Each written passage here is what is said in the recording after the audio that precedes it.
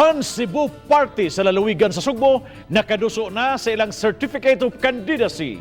Pinanguluhan kini ni incumbent Governor Gwendolyn Garcia isip standard bearer. Samtang miduso usab sa iyang COC ang ilang vice gubernatorial bet. Aniya ang report. Unang midagkot og kandila sa Basilica del Santo Niño si Governor Juan Garcia dayon milaho sa Provincial Comelec Office diin giduso niya ang iyang Certificate of Candidacy. Giubanan siya sa pipila ka miyembro sa iyang pamilya, apil na si Congressman PJ Garcia.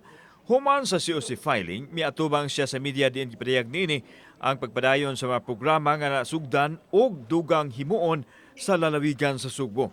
Gilabtikan usab niya ang mga isyu nga gibato sa iyahang kaatbang sa politika, ilabi na sa pagresponde sa COVID pandemic. I don't think that deserves any comment at all.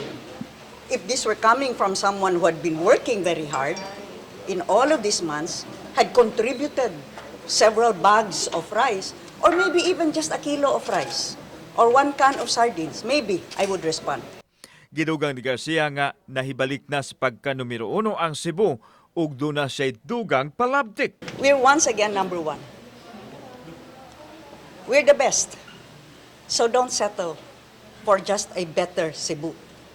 Because Cebu right now is already the best. Ug ipadayon nato ang Sugbo pagka numero 1. Samtang buwag nga binuso siyang kandidatura ang running mate ni Garcia pagka vice gobernador. Siya ang 49 anyos nga si Doktora Maria Teresa Herosa, taga-Dakbayan sa Mandaue. Kinsa may padayag sa ihang matampo ilabi na sa pagtubag sa isyu sa panglawas nining panahon sa pandemic kung ugaling mapili sa pwesto. Kinahanglan nato karon nga mo sa gubang sa usa ka health crisis nga kinahanglan og balanse between sa health o sa ekonomiya. So I think naatay makatama-tabang ana.